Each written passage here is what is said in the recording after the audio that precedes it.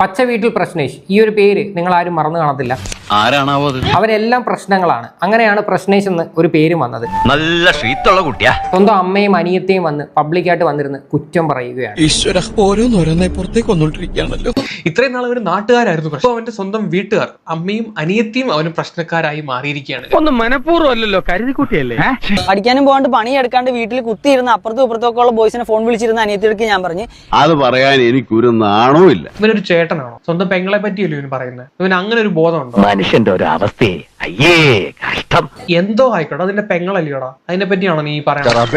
വല്ലാത്തൊരു പടപ്പുകള്. ഇനി ഞാനൊരു സത്യം പറയട്ടെ. അപ്പൊ താൻ ഇത്രയും കാലം പറഞ്ഞതൊക്കെ നുണയായിരുന്നോ? അതല്ല, അനിയത്തിക്ക് ഞാൻ പറഞ്ഞു, ഇങ്ങനെ ഇരുന്നിട്ട് കാര്യമൊന്നുമില്ല, നിനക്ക് ഇഷ്ടമുള്ള കാര്യങ്ങൾ ചെയ്തോ, പക്ഷെ അതിന്റെ കൂട്ടത്തിൽ നിന്റെ കാലിൽ നിന്നിട്ട് വേണം നീ ഓരോ കാര്യങ്ങൾ ചെയ്യാൻ. അതായത് എന്തുവാടേ ഇത്? ഞാൻ പൊതുവെ ഒരു തത്വം പറഞ്ഞല്ലേ. ഇയാൾ കൂടെ തത്വം ഒന്നും പറയണ്ട, മര്യാദ അവിടെ പോയിരുന്നേ. അല്ലെന്നുണ്ടെങ്കിൽ ജീവിതത്തിൽ രക്ഷപ്പെടാൻ പോലെന്ന് പറഞ്ഞപ്പോഴത്തേക്കും ഞാൻ അനിയത്തിയെ കണ്ടുകൂടാത്തവനായി, ഞാനിപ്പോ അമ്മയെ കണ്ടുകൂടാത്തവനായി, അതുപോലെ അമ്മയ്ക്ക് ഞാൻ പ്രശ്നേഷായി, ഞാൻ എന്റെ ഭാര്യയെ കല്യാണം കഴിച്ചോടുകൂടി മാറിപ്പോയി. ഭഗവാനെ, എന്റെ സമയം ഭയങ്കര. ഓക്കെ, ഇപ്പൊ നമ്മൾ ഈ പറയുന്ന ഗ്രീൻ ഹൗസ് എന്ന് പറയുന്ന ഈ ക്ലീനിങ് വർക്ക് ഒക്കെ ചെയ്യുന്ന രോഹിത്തിന്റെ സഹോദരിയാണ് സംസാരിക്കുന്നത്. ആദ്യം സുനന്ദയുടെ നിലപാട് എന്താണെന്ന് മനസ്സിലാക്കണം. പിന്നെ ആരും സ്വന്തം നെഗറ്റീവ്സ് ആയിട്ട് സോഷ്യൽ മീഡിയയിൽ ഇടത്തില്ലല്ലോ. അപ്പൊ അവന്റെ നല്ല സൈഡ് മാത്രം കാണിച്ചുകൊണ്ട് പോകും. എന്നിട്ട് വീട്ടിൽ വന്നിട്ട് പ്രശ്നങ്ങളും കാര്യങ്ങളും. അവർ മറ്റവങ്ക കിട്ട കാട്ടുന്ന മുഖം വേറെ, അവരുടെ നിജമുഖം വേറെ. ഈ സോഷ്യൽ മീഡിയയിൽ അവൻ കാണുന്ന അവനെ അല്ല, ഈ പറയുന്ന വൃത്തിയുടെ കാര്യത്തിലാണെങ്കിൽ പോലും പേഴ്സണൽ ഹൈജീൻ പോലും ഇല്ലാത്തൊരു വ്യക്തിയാണ് ഈ സാനിറ്റൈസറും കൊണ്ട് നടക്കുന്ന ഒരാൾ. എനിക്ക് അന്നേ തോന്നിയതാ എന്തോ കുഴപ്പമുണ്ടെന്ന്. അങ്ങനെ പച്ച വീട്ടിൽ കൊണേഷിന്റെ തനി കോണം നാട്ടുകാർ അറിഞ്ഞു തുടങ്ങിയിരിക്കുകയാണ്. കഷ്ടകാലത്തിന് അരഞ്ഞാണച്ചേട്ട് പാമ്പാവെന്ന് കേട്ടിട്ടേ ഉള്ളൂ.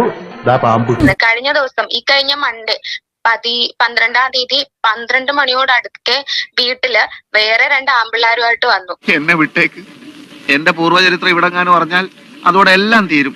എന്നിട്ട് ഈ വ്യക്തി ഗേറ്റ് ചാടി കടന്ന് ജനലിലും കതകിലും ഒക്കെ തല്ലി പൊട്ടിക്കുന്ന കണക്ക് ഭയങ്കരമായിട്ടും അടിയായിരുന്നു. അതേതായാലും നന്നായി, കുടുംബത്തിൽ പറഞ്ഞവർ ഇങ്ങനെ തന്നെ ചെയ്യണം. സ്വന്തം അമ്മയ്ക്കും പെങ്ങൾക്കും അടക്കം മോശം അനുഭവമാണ് ഈ പച്ച വീട്ടിൽ കൊണേഷിൽ നിന്നും ഉണ്ടായിട്ടുള്ളത്.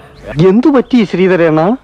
ഇനി എന്ത് പറ്റാനടാ, എല്ലാം പോയില്ലേ. പറഞ്ഞല്ലോ, ചേച്ചി പറഞ്ഞല്ലോ, ഒരാളെയും കൂടെ ഇടപെടുത്തണം. അപ്പൊ എല്ലാരെയും കൂടെ ഇടപെടുത്തുവാണ്. ഒരു ദിവസം വന്ന് എനിക്ക് അത്യാവശ്യമായിട്ട് നമുക്കറിയാവുന്ന മാർഗങ്ങൾ ഇതൊക്കെയല്ലേ ഉള്ളൂ. രണ്ടും കൂടി രാത്രി വീട്ടിൽ വന്ന് പ്രശ്നം ഉണ്ടാക്കിയ കേസാണ്.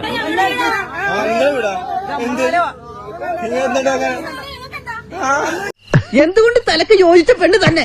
കല്യാണം കഴിഞ്ഞ ഒരു പെണ്ടാട്ടിയൊക്കെ ആയപ്പം സ്വന്തം സഹോദരിയും വേണ്ട, സ്വന്തം തള്ളയും വേണ്ട. നീ ഇത്ര നാണം കെട്ട ഒരുത്തനാണെന്ന് ഞാൻ വിചാരിച്ചില്ല.